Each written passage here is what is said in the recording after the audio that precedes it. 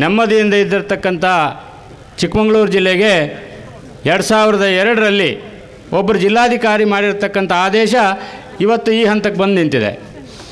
ಅವತ್ತು ಯಾರೂ ಕೂಡ ಈ ವಿಚಾರವನ್ನು ಅಷ್ಟು ಗಂಭೀರವಾಗಿ ತೆಗೆದುಕೊಳ್ಳೇ ಇಲ್ಲ. 1,38,000 ಎಕರೆಯನ್ನು, ಅದರಲ್ಲಿ ಒಂದೂ ಮರ ಇಲ್ಲದೆ ಇರತಕ್ಕಂಥ ಜಾಗ ಇದೆ, ಕಾಡೇ ಇಲ್ಲದೆ ಇರತಕ್ಕಂಥ ಜಾಗ ಇದೆ, ಅದನ್ನು ಅವತ್ತು ಪ್ರಸ್ತಾಪಿತ ಅರಣ್ಯಕ್ಕೆ ಹ್ಯಾಂಡ್ ಓವರ್ ಮಾಡಿದರು. ಅವತ್ತು ಯಾರೂ ಇದ್ರ ಬಗ್ಗೆ ಗಂಭೀರವಾಗಿ ಯೋಚನೆ ಮಾಡಲೇ ಇಲ್ಲ. ಇದು ಇವತ್ತು ಈ ಪರಿಸ್ಥಿತಿ ಬಂದು ನಿಲ್ತದೆ ಅಂತಕ್ಕಂಥದ್ದನ್ನು ಅವತ್ತು ಯೋಚನೆ ಮಾಡಿದರೆ ಈ ಪರಿಸ್ಥಿತಿ ಬರ್ತಿರಲಿಲ್ಲ. ಆದರೂ ಕೂಡ ಅವತ್ತು ಕ್ಯಾಬಿನೆಟಲ್ಲಿ ಒಂದು ಚರ್ಚೆ ಆದಂಥ ಸಂದರ್ಭದಲ್ಲಿ ಒಂದು ವರದಿಯನ್ನು ಕೇಳ್ತಾರೆ. ನೋಡಿ ಎಷ್ಟು ನಮ್ಮ ಮುಗ್ಧ ಜನಗಳನ್ನು ಹಾದಿ ತಪ್ಪಿಸ್ತಕ್ಕಂಥ ಕೆಲಸ ಮಾಡ್ತಾರೆ ಅಂತಕ್ಕಂಥದ್ದನ್ನು ನಾನು ಹೇಳಲಿಕ್ಕೆ ಇಷ್ಟಪಡ್ತೇನೆ. ಒಂದು ವರದಿಯನ್ನು ಕೇಳ್ತಾರೆ. ಎಲ್ಲ ತಾಲೂಕು ಕಚೇರಿಯಿಂದ ವರದಿಯನ್ನು ಕೇಳಿ ಎಷ್ಟು ರೈತರ ಒತ್ತುವರಿ ಇದೆ, ಎಷ್ಟು ಜಾಗದಲ್ಲಿ ಮನೆ ಕಟ್ಕೊಂಡಿದ್ದಾರೆ, ಎಷ್ಟು ಜಾಗದಲ್ಲಿ ಇನ್ನೂ ಸಾಗುವಳಿ ಚೀಟಿ ಕೊಡಲಿಕ್ಕೆ ಬಾಕಿ ಇದೆ ಅಂತ ಕೇಳ್ತಕ್ಕಂಥದ್ರಲ್ಲಿ ಒಂದು ವರದಿ ಕೊಡ್ತಾರೆ.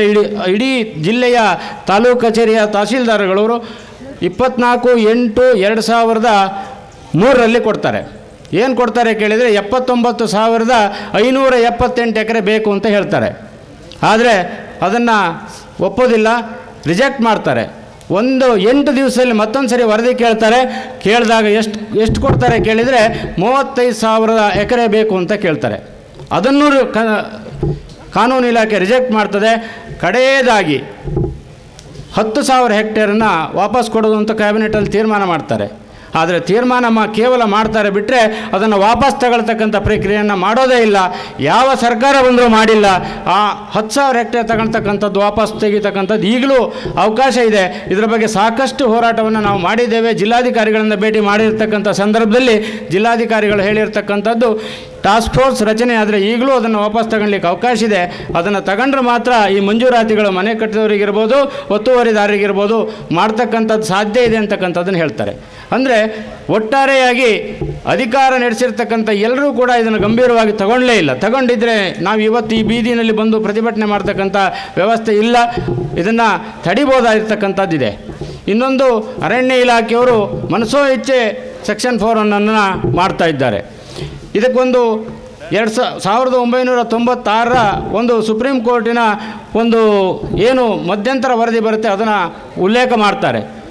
ಅದನ್ನು ಕೂಡ ನಮ್ಮಲ್ಲಿ ಅದನ್ನು ತಿರುಚಿ ಹೇಳ್ತಕ್ಕಂಥ ಕೆಲಸವನ್ನು ಮಾಡ್ತಾರೆ.